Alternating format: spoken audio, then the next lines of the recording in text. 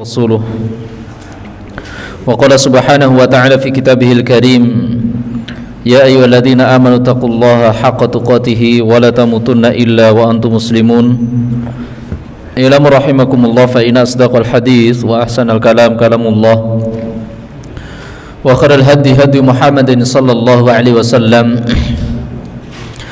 wa syarrul umuri muhdatsatuha fa inna kulla bid'atin dhalalah wa kulla dhalalatin finnar. Ma'asyiral muslimin wal muslimat, a'azzani Allah wa iyyakum jami'an. Alhamdulillah, kita bersyukur memuji Allah Subhanahu wa taala atas segala kenikmatan yang Allah Subhanahu wa taala berikan kepada kita semuanya, sehingga di kesempatan yang berbahagia ini Allah Subhanahu wa taala memberikan kemudahan kepada kita untuk bermajelis ilmu. Ya, mudah-mudahan majelisnya kita di sini membawa keberkahan untuk kita semuanya dan kaum muslimin, dan menjadikan ini sebagai pintu agar kita mendapatkan kemudahan surganya Allah Subhanahu wa taala. Kemudian salat serta salam mudah-mudahan senantiasa kita haturkan kepada qudwah hasanah kita Nabi Muhammad sallallahu alaihi wasallam beserta keluarganya, para sahabatnya, dan tidak lupa juga para pengikutnya yang senantiasa setia di atas jalan sunnahnya hingga yaumul qiyamah kelak. Ahibati fillah, azani Allah wa iyyakum jami'an. Kita akan melanjutkan pembahasan kita. Pada pertemuan yang sebelumnya kita sampai di poin apa kemarin, Pak? Yaitu adab-adab membaca Al-Quranul Karim. Kita memahami bahwasanya adab itu adalah perkara yang sangat mulia. Bahkan dulu para ulama itu mempelajari adab sebelum mempelajari ilmu. Yaitu mempelajari adab sebelum mempelajari ilmu. Menunjukkan adab itu adalah yaitu poin penyokong utama sebelum kita mendapatkan ilmu, dan seseorang tidak akan mendapatkan ilmu kalau tidak tahu adabnya. Demikian juga kalau kita ibaratkan kepada perkara-perkara yang lain pun juga sama. Ketika kita berdoa kepada Allah Subhanahu wa taala enggak tahu adab berdoa, apakah doa kita dikabulkan? Tidak. Kalau doa kita pengen dikabulkan oleh Allah Subhanahu wa taala, maka kita harus tahu adabnya. Demikian juga perkara-perkara yang lain. Ketika kita bermajelis ilmu, maka kita harus tahu adabnya. Adab seperti apa bermajelis ilmu, adab seperti apa ketika kita ibadah, demikian juga sholat dan sebagainya. Nah, Al-Quran itu adalah masdarus syariah, yaitu pokok landasan agama Islam ini. Maka seseorang muslim tidak boleh membantah, tidak boleh menyangkal bahwasanya Al-Quran itu adalah pusat hukum, sumber utama. Sumber utama hukum agama Islam ini adalah Al-Quranul Karim. Maka seseorang akan dimuliakan oleh Allah Subhanahu wa taala dengan sebab Al-Quran, dan Allah Subhanahu wa taala pun juga akan menghinakan seseorang dengan sebab Al-Quran pula. Maka tentunya seorang muslim ingin mendapatkan kemuliaan dari jalan Al-Quran.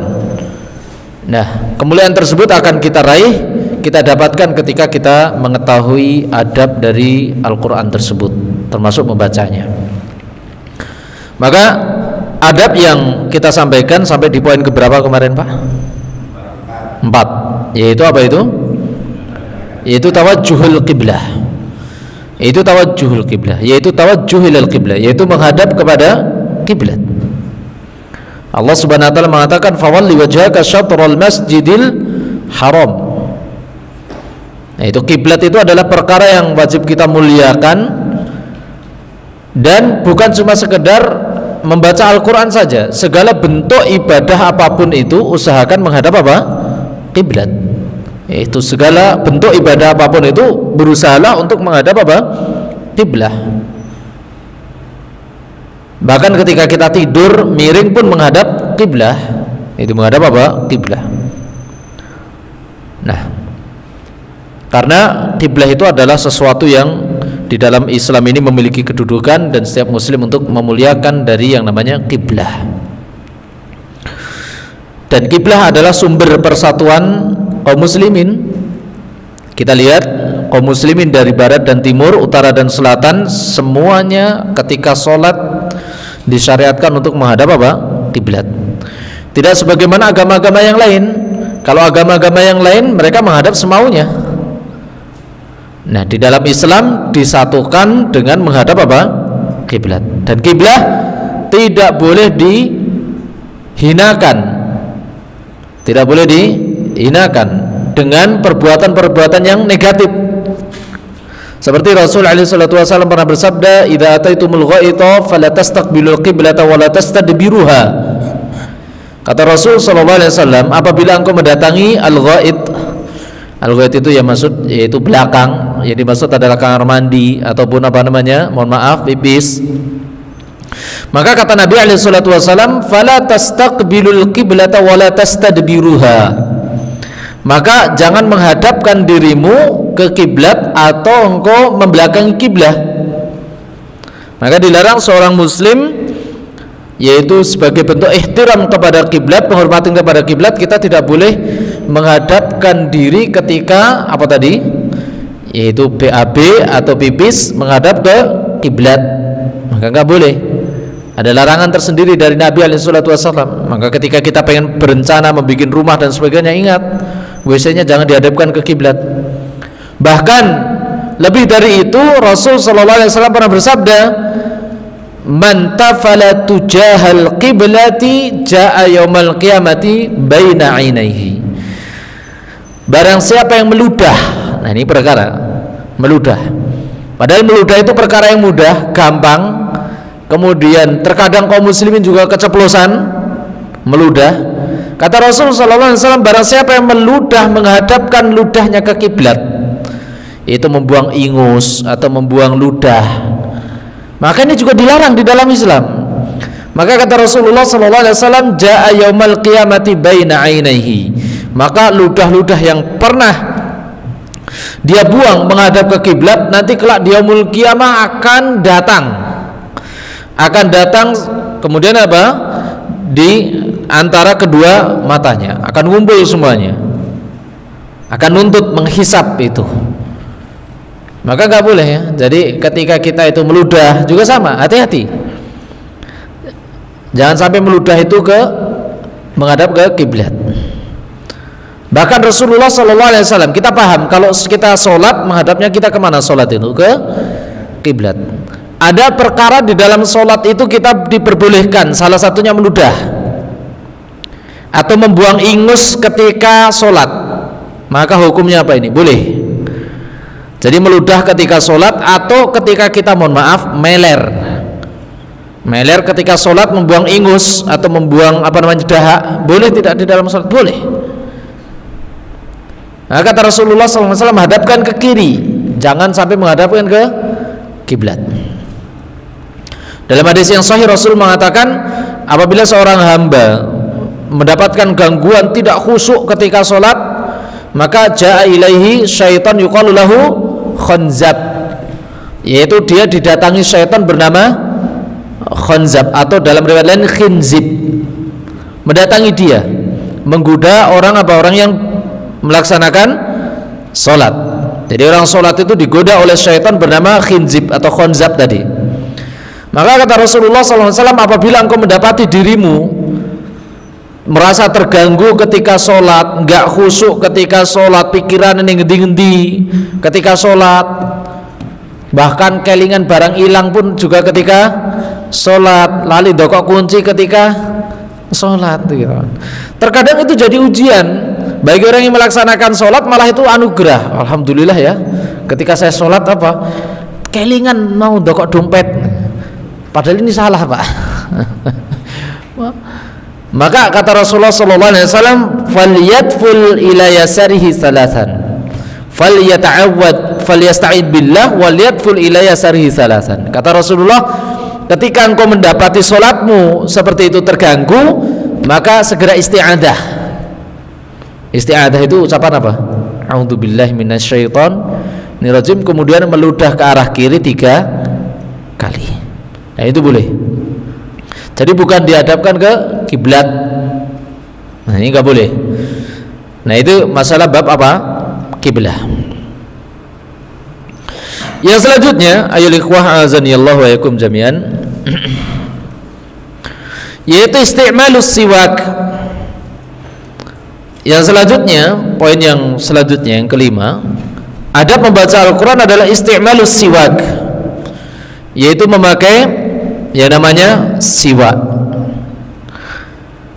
Dan siwak ini terkadang perkara yang dilupakan oleh kaum muslimin, padahal ini memiliki mengundang ridhonya Allah Subhanahu wa taala. Siwak itu adalah perkara yang di situ bisa mengundang ridhonya Allah Subhanahu wa taala. Wa minas sunnati, dan di antara bentuk perbuatan sunnah adalah Rasulullah sallallahu alaihi wasallam selalu memakai apa? Siwak. Selalu memakai apa? Siwak. Di dalam setiap kondisinya, sebelum masuk rumah, datang dari bepergian dan sebagainya, Rasulullah selalu memakai itu siwak. Dan bahkan sampai Nabi SAW pernah bersabda, saking pentingnya bab siwak, beliau pernah mengatakan apa? Laula an asyqa ala ummati la amartuhum bisiwak 'inda kulli shalah wa fi riwayatin 'inda kulli wudu. Rasul sallallahu alaihi wasallam bersabda, kalau perkara siwak itu tidak memberatkan bagi umatku, padahal siwak itu berat atau ringan? Ringan. Nggak ada siwak beratnya 5 kilo, nggak ada. Kita kantongi 5 kilo, nggak ada. Cuma berapa on itu kan. Tapi kata Nabi SAW, kalau itu tidak memberatkan umatku, pasti akan aku wajibkan siwak itu. Ketika apa? Ketika sholat, ketika wudhu. Maka Rasulullah ketika berwudhu selalu bersiwak, ketika menjelang sholat selalu bersiwak. Maka selalu pakai, selalu pakai. Dan itu murah itu. Siwak itu murah. Dan Rasulullah SAW pernah bersabda tentang masalah bab siwak ini dalam riwayat yang lain, diriwayatkan oleh Imam An-Nasa'i dari istri beliau, dari Aisyah radhiyallahu taala anha. Rasul sallallahu alaihi wasallam pernah bersabda, as-siwaku madharatun lil fami mardatun lirabbi. Kata sallallahu alaihi wasallam, siwak itu akan membersihkan yaitu mulut dan mendatangkan ridhonya Allah Subhanahu wa taala. Masya Allah, luar biasa, ajib. Sebuah keajaiban, perkara yang sepele tapi mendatangkan ridhonya Allah Subhanahu wa taala. Itu mendapatkan ridhonya Allah Subhanahu wa taala dengan siwak, mendatangkan ridhonya Allah Subhanahu wa taala. Ayol ahibba azani Allah wa yakum jami'an. Maka terkadang perkara ini ringan, dianggapnya ringan, terkadang kita enggak melakukan. Wa tasabunahu hayyinan wa huwa 'indallahi 'azim. Sebagaimana di dalam firman-Nya di dalam surah An-Nur. Perkara itu engkau anggap ringan padahal di sisi Allah Subhanahu wa taala itu berat. Salah satunya apa tadi? Siwak tadi. Perkara itu ringan, di hadapan kamu itu ringan banget. Di hadapan kita itu ringan. Enggak berat kok itu. Bawanya mudah, harganya cuma 10.000 ya. Kemudian tetapi itu mendatangkan ridhonya Allah Subhanahu wa taala. Di sisi Allah Subhanahu wa taala itu besar. Dan di dalam sebuah kaidah agama kita itu tidak boleh meremehkan sekecil apapun amal soleh. Sekecil apapun amal soleh di dalam agama Islam ini nggak boleh diremehkan. Kalaupun kita tidak mampu mengerjakan, diam. Mampu mengerjakan, kerjakan, tapi jangan meremehkan sesuatu perkara yang kecil sampai masalah bab senyum gitu kan. Rasulullah SAW pernah bersabda, la tahqirana minal ma'rufi syai'an walau an talqa akhaka biwajhin talqin. Itu jangan sekali-kali engkau meremehkan perbuatan ma'ruf sekecil apapun itu, walaupun cuma sekedar engkau bertemu dalam kondisi apa? Senyum bersama saudaramu. Perkara kecil, amal soleh kecil, kalau kita gunakan dalam kondisi ikhlas dan di waktu yang tepat, itu bahkan mendatangkan surganya Allah Subhanahu wa taala. Antum pernah melihat kisah seorang perempuan yang dia masuk surga gara-gara ngasih minum apa? Air, yaitu apa? Air minum kepada anjing. Seakan-akan itu remeh. Yang perempuannya satu pezina, ya kan? Itu kan zaniyah, itu pezina. Kemudian apa? Ngasih minum, yang dikasih minum apa? Anjing gitu, binatang najis gitu kan. Bukan masalahnya di situ, bukan berarti antum besok langsung ngasih minum anjing, loh saya surga, bukan. Permasalahannya bukan di situ.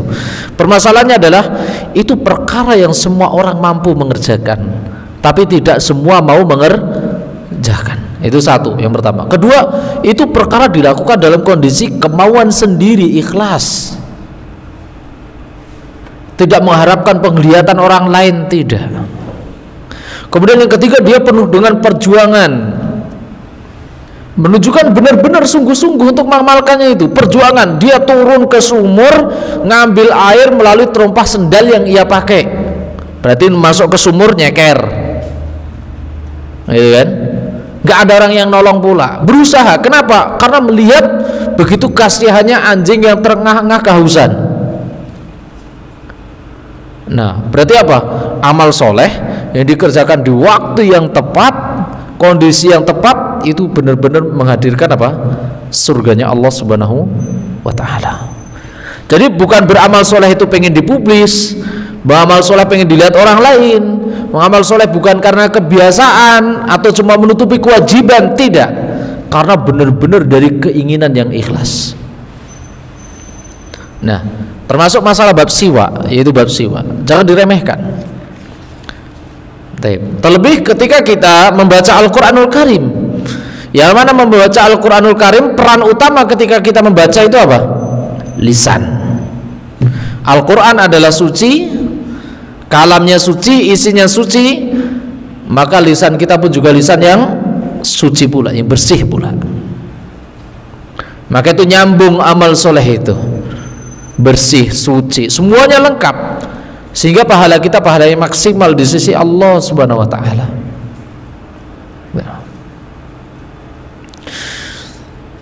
Ali bin Abi Thalib radhiyallahu ta'ala anhu pernah mengatakan bahwasanya sesungguhnya mulut-mulut kalian adalah jalan bagi Al-Quran, maka sucikanlah dengan siwak.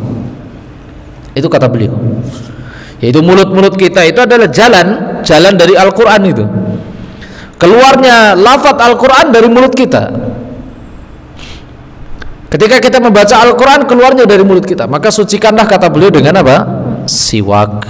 Itu dengan apa? Siwak. Baik, selanjutnya yang keenam, bismillah.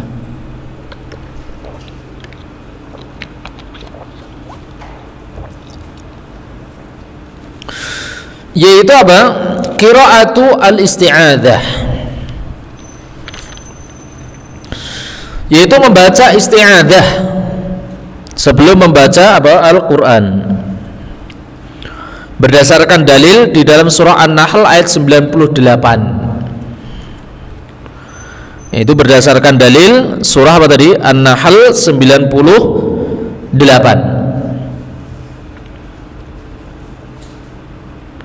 Mana Allah Subhanahu wa taala berfirman, "Fa'idza", perhatikan ya. "Fa'idza qara'tal Qur'ana fasta'idz billah minasyaitonir rajim."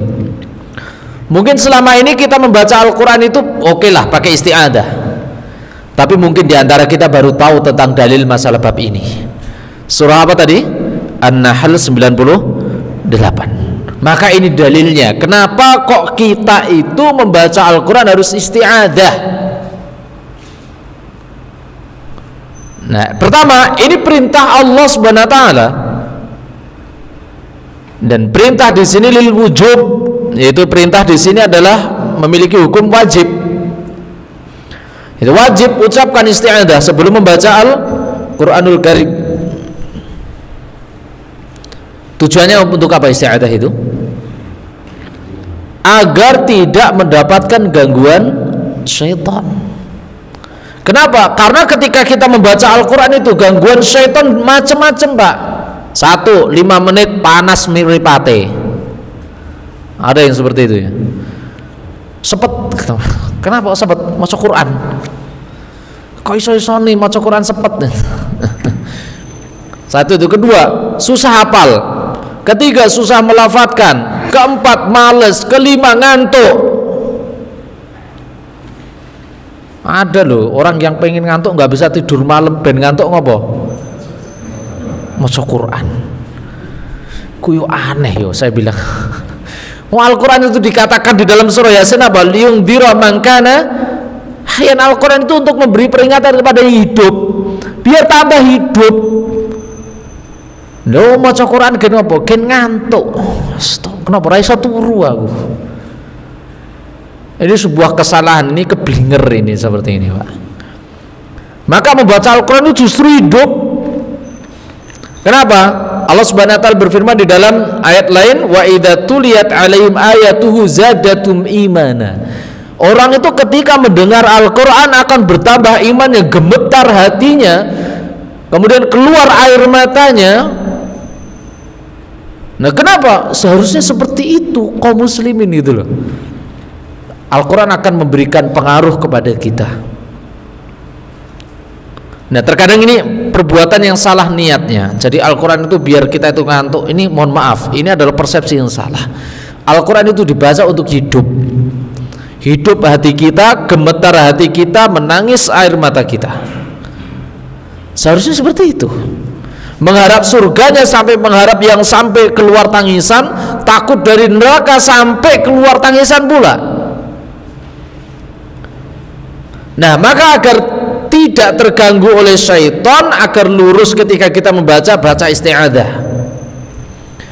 Dan isti'adzah itu termasuk inti dari doa. Karena sebagian para ulama mengatakan inti dari doa itu ada 3. Puncak inti dari doa itu ada 3. Apa itu, Pak? Isti'adzah, isti'anah, istighosah. Apa tadi? Isti'adzah, isti'anah, istighosah. Isti'anah lambangnya bismillah. Istighosah, ya istighosah. Idzastaghitsuna rabbakum fastajaba lakum. Ya hayyu ya qayyum bi rahmatika astaghitsu. Istighosah. Isti'adzah, isti'anah, istighosah ada fikihnya, ada tata caranya, dan ada penempatannya. Isti'adzah itu adalah perlindungan doa sebelum mengamalkan sebuah amalan. Bismillah hendak mengamalkan, istighosah ketika terjadi gangguan ketika beramal. Makanya penempatannya masing-masing. Isti'adzah itu sebelum terjadi, ya kan? Ketika hendak memulai baca isti'anah, apa itu? Bismillah. Ketika terjadi masalah baru istighosah. Puncak dari doa itu ini. Isti'adzah, isti'anah, istighosah. Awas, jangan kebalik-balik ya. Jangan kebalik-balik. Salahnya antum gitu, bukan antum deh, saya atau kita gitu kan. Takut sama jin, ya takut. Pocong takut, kuntilanak takut. Giliran kuntilanak datang, a'udzubillahi minasyaitonirrajim. Salah atau benar ini? Salah. Meminta perlindungan dari syaitan dan jin itu kapan? Sebelum terjadi, minta perlindungan kan gitu kan. Kalau sudah terjadi, sudah ada, ngapain? Istighosah gitu. Gimana caranya? Jangan baca ayat kursi, tapi apa? Buang ayat, ambil kursi, lempar itu. Terkadang tiba-tiba jin gitu. Maca kursi, ayat kursi salah-salahan gitu. Salah-salahan gitu. Allahu gitu. Salah apa? Bandem gitu kan. Karena dulu para sahabat seperti itu. Para sahabat juga seperti itu. Para sahabat sebelum memasuki sebuah tempat yang di situ angker, apa doanya? Kata Rasulullah SAW, "Man nazala manzilan tsumma qara'a a'udzu bikalimatil tammati min syarri ma khalaq", itu kan isti'adzah. Kata Rasulullah, "Faqad wuqita wa kufita", dan sebagainya. Barang siapa yang menempati sebuah tempat yang itu dianggap angker, baca a'udzu bikalimatil tammati min syarri ma khalaq. Baca. Ketika tetap dapat gangguan apa? Bandem, Pak, lempar. Seperti kisah Abdullah bin Umar. Suatu ketika di sumur sudah membaca doa ya, para sahabat sudah membaca doa lah gitu. Tiba-tiba datang kakek gede gitu kan. Siunge dawa. Karena normal ini menungso kok siunge dawa gitu. Apa yang terjadi? Bandem, Pak, gitu kan. Lempar. Khalid bin Walid ngejar-ngejar pakai tongkat dan sebagainya. Abu Hurairah cekik langsung. Nah, maka doa perlindungan itu dibaca sebelum adanya gangguan agar dilindungi gitu. Kalaupun sudah terjadi kok membaca masih terjadi ya sudah, tindakannya lain gitu loh. Tindakannya lain. Nah, terkadang malah isti'adzah ketika ada gitu kan. Wengi-wengi lewat kuburan. Ndelok gedang-gedang lawe-lawe, peke gitu kan. Itulah. Saya yang lucu, entah benar entah salah gitu kan. Ada acara-acara yang explore itu kan, apa namanya? Yang pemburu hantu lah gitu kan. Lari dikejar, bacanya salah gitu. Yang dibaca doanya dhaif pula. Allah mabarik lana fi ma razaqtana wa qina adzab. Iki piye ceritane? Wes yang dipakai doa makan dhaif pula gitu. Tambah dikejar sebenarnya. Itu isti'adzah. Jadi kembali lagi, isti'adzah itu apa tadi? Meminta perlindungan. Dalilnya apa tadi di dalam surah An-Nahl ayat 98. Dan sebetulnya pembahasan tentang isti'adzah ini ada beberapa poin yang saya ingin bahas tentang isti'adzah. Pertama, tadi bahwasanya isti'adzah itu adalah inti dari doa, dan isti'adzah poin selanjutnya itu adalah bentuk realisasi dari tauhid. Isti'adzah itu adalah bentuk realisasi dari tauhid. Apa tauhid itu? Mengisahkan Allah Subhanahu wa taala, menunjukkan butuhnya kita kepada Allah Subhanahu wa taala.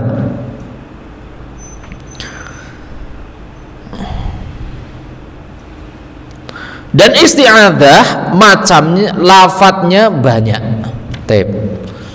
Isti'adzah lafadznya apa? Banyak. Bukan cuma sekadar a'udzubillahi minasyaitonirrajim, banyak lafadz-lafadz isti'adzah. Makanya Syekhul Islam Ibnu Taimiyah rahimahullah taala memiliki kitab namanya At-Ta'awudzat. Ta'awudzat itu yaitu bab masalah isti'adzah, dan pelafatan isti'adzah itu sangat banyak sekali. Ada a'udzubillahi minasyaitonirrajim, ada a'udzubikalimatil tamah, ada a'udzubillahi samiil alimi minasyaitonirrajim, dan seterusnya. Dan pelafatan di situ banyak. Yang mana pada intinya isti'adzah adalah memohon perlindungan kepada Allah Subhanahu wa taala dari gangguan sebelum terjadi gangguan, agar tidak terjadi gangguan.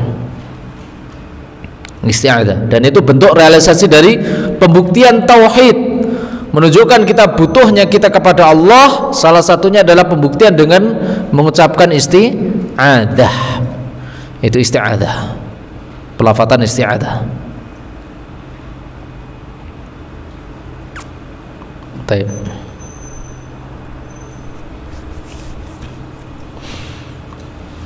Dan banyak sebenarnya poin-poin isti'adzah itu. Seperti, bolehkah kita memohonkan isti'adzah untuk orang lain? Boleh. Berarti Rasulullah SAW membacakan doa kepada cucunya Hasan dan Husain. Apa? U'idukuma bi kalimatil tamah wa min kulli syaitanin wahamah wa min kulli ainin lamah. Itu ketika melihat cucunya tidur, Hasan dan Husain tidur, Rasulullah membacakan doa ketika itu, yaitu u'idukuma. Atau kalau kita punya anak laki, u'iduka. Kalau anak perempuan, u'iduki. Kalau anaknya banyak, kita membaca u'idukum. Dan itu diantara sunnah yang kita bacakan ketika kita melihat anak kita tidur malam hari, karena kita tidak tahu gangguan yang terjadi di malam hari ataupun di siang hari, agar anak kita tidak terkena ain. Karena anak kecil itu adalah anak yang rentan terhadap yang namanya gangguan ain. Ain itu apa, Pak? Ain itu adalah apa ain itu? Kalau secara bahasa ain itu ya mata kan gitu kan. Maksudnya apa? Gangguan dari mata buruk, ain. Dan sebenarnya ain itu ada dua, ainul hasad wa ainul ijab. Yaitu ain yang karena hasad, iri dengki, kemudian ain yang ijab, orang yang kagum. Orang yang kagum bisa menimbulkan ain, iya. Bahkan kisah ain terjadi pertama kali di kalangan para sahabat itu karena kagum, bukan karena hasad. Kenapa? Karena hakikatnya kagum itu bisa membawa hasad. Kagum itu bisa membawa hasad. Seperti kejadian yaitu sahabat mulia bernama Amr bin Rabi'ah, yaitu yang terkena hasad, yaitu Sahal bin Hunayf, yang terkena kaguman dari siapa? Sahabat Amr bin Rabi'ah. Yaitu suatu ketika Sahal bin Hunayf ini membuka baju, kemudian dia itu memiliki badan yang bagus, putih, bersih, berotot, nggak seperti kita ya. Nah, awake dhewe buka klambi sawo sing arep hasad ya. Wes apa ya, wes macam-macam lah gitu. Kalau dulu ada namanya sahabat bernama Sahal bin Hunayf, yang dia habis perang kemudian membuka baju di perkemahan, tiba-tiba sahabat mulia bernama Amr bin Rabi'ah mengatakan, saya tidak melihat badan seindah kamu di kota Madinah ini. Seketika itu pula Sahal bin Hunayf radhiyallahu ta'ala lumpuh dan kejang-kejang, dikatakan di situ sakaratul maut, yaitu kejang-kejang lumpuh. Seketika itu pula habis dipuji, blek langsung. Kemudian didatangkan kepada Rasul alaihi salatu wasallam. Rasul mengatakan, siapa tadi yang ingin membunuh saudaranya? Lihat, Rasul mengatakan dengan kalimat membunuh. Berarti ain itu bisa menyebabkan kematian. Makanya Rasulullah mengatakan, aktsaru man yamutu min ummati ba'da qada'i wa qadarihi minal ain. Kebanyakan umatku itu mati karena ain. Maka hati-hati, Pak. Maka hati-hati. Bacakan anak-anak kita ketika tidur, ketika malam, bacakan kepada dia walaupun lagi tidur. U'iduka, aku memohonkan perlindungan untukmu kepada Allah Subhanahu wa taala. Itu artinya u'iduka bi kalimatillahi tamah wa min kulli syaitonin wahamah wa min kulli ainin lamah. Dari racun, dari sengatan binatang buas, dan dari ain yang jahat, mata jahat. Kenapa? Karena kita itu tidak terlepas dari yang namanya pandangan orang lain, ya kan? Kita, anak kita kan nggak terlepas dari pandangan orang lain. Kalau ada orang yang memandang dengan pandangan jahat, bisa menyebabkan rusak, sakit, bahkan meninggal dunia anak kita. Nangis, kejer, malam-malam nangis, kejer, bangun, susah dikendalikan, dimimiki, nggak mau juga, nggak mau diem. Langsung apa Pak? Seperti ruqyah dia. Langsung diruqyah. Karena itu bisa jadi karena ain tadi. Nah, ini hati-hati. Hati-hati dari penyakit apa namanya? Hasad. Maka isti'adah. Isti'adah boleh kita baca untuk sendiri atau membacakan untuk orang lain. Itu diantara faedahnya tadi. Jadi poin selanjutnya tadi, isti'adah boleh kita gunakan untuk sendiri atau membacakan untuk apa tadi? Orang lain. Sebagaimana tadi kisahnya Hasan bin Husain yang dia selalu dibacakan dengan u'idukuma bi kalimatillahi tamah wa min kulli syaitonin wahamah wa min kulli ainin lamah. Min kulli ainin lamah. Karena sambaran syaitan untuk anak kita tidak tahu, Pak. Dan efek dampak dari syaitan ataupun ain ketika menyambar anak itu bisa jangka pendek, bisa jangka panjang. Jangka panjangnya terkadang anak susah diatur. Ketika besar jadi durhaka. Salah satu penyebabnya adalah apa? Syaitan dan ain pula. Kalau jangka pendek mungkin nangis kejer, diruqyah selesai, alhamdulillah. Tapi kalau jangka panjang, siapa yang kita pengen mengharap anak kita durhaka kepada orang tua, kepada kita? Kita nggak mengharap. Siapa yang ingin ketika anaknya durhaka kepada orang tuanya? Kita nggak ingin. Nah, itu termasuk apa? Ain. Ain. Taib. Yang ketujuh, yang selanjutnya,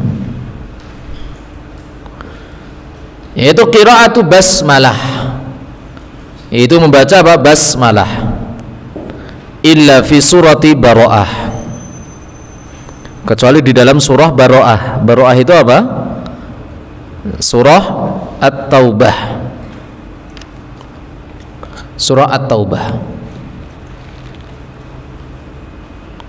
Itu membaca Bismillahirrahmanirrahim.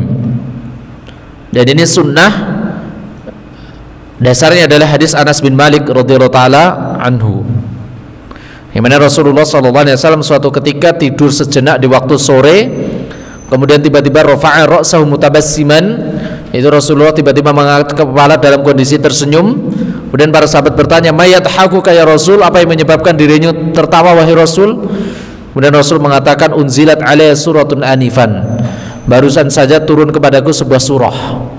Kemudian faqara'a, kemudian Rasulullah membaca Bismillahirrahmanirrahim, menunjukkan basmalah itu adalah termasuk yang dianjurkan ketika kita membaca Al-Quran, kecuali surah Baro'ah, kecuali surat apa tadi? At-Taubah. Itu yang pertama. Yang kedua, poin selanjutnya, bolehkah membaca bismillah di awal atau di pertengahan surat? Maka jawabannya, jadi bismillah tadi dianjurkan ketika apa tadi? Di awal surah. Kemudian ada pertanyaan, bolehkah membaca basmalah itu di pertengahan surat? Maka sunnahnya ketika kita pengen membaca di pertengahan surat adalah ketika awal ayat itu dimulai dengan lafadz Allah atau sifat Allah atau dhamir kembali kepada Allah. Saya ulangi, kalau di pertengahan ayat secara umum, di pertengahan surat secara umum membaca apa yang dibaca? Kalau di pertengahan surat, secara umum apa yang dibaca? Isti'adah, iya kan, isti'adah. Bolehkah membaca bismillah? Boleh, dengan catatan tadi, satu apa tadi? Apabila lafadz yang dimulai itu adalah lafadz Allah. Kedua, atau sifat Allah. Ketiga, dhamir kembali kepada Allah. Itu sebagaimana dijelaskan oleh Syekh Aiman Rusdi di dalam kitab Hilyatut Tilawah. Apa tadi? Jadi boleh ketika ayat tersebut dimulainya dengan apa tadi? Lafadz Allah atau sifat Allah atau dhamir. Dhamir itu apa tadi? Kata ganti yang kembali kepada Allah. Contohnya apa? Sifat Allah, Fatirus samawati wal ard. Allah itu menciptakan langit dan bumi. Siapa yang menciptakan langit dan bumi? Allah kan. Atau Allah langsung, Allahu la ilaha illa huwal hayyul qayyum la ta'khudhuhu sinatu wa la naum. Ayat kursi gitu kan. Kita tiba-tiba mulai dari situ, maka kita boleh membaca bismillah. Membaca bismillah, itu isti'adah dulu, a'udzubillahi minasyaitonirrajim, kemudian bismillah, kemudian ayatnya apabila dimulai dengan kalimat Allah atau apa tadi? Sifat Allah atau sifat yang maksudnya sifat khusus bagi Allah, atau yang ketiga apa tadi? Kata ganti yang kembali kepada Allah tadi. Contoh kata ganti apa?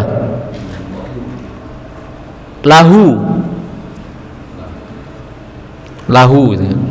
Ada ayat mulai lahu mulkus samawati wal ardi wa lahuddin wasiba dan sebagainya. Itu lahu, hunya kembali kepada siapa? Hu kembali kepada orang, makhluk atau Allah? Kalau kembali kepada Allah, maka kita boleh membaca dengan basmalah. Boleh membaca dengan apa? Basmalah. Baik. Kemudian hubungan dengan isti'adah, hubungan basmalah dengan isti'adah, cara membaca isti'adah dengan basmalah ada 4 poin. Itu cara membaca isti'adah dengan basmalah ada 4 poin. Karena sudah adzan, kita lanjutkan pada pertemuan selanjutnya bidznillahi ta'ala.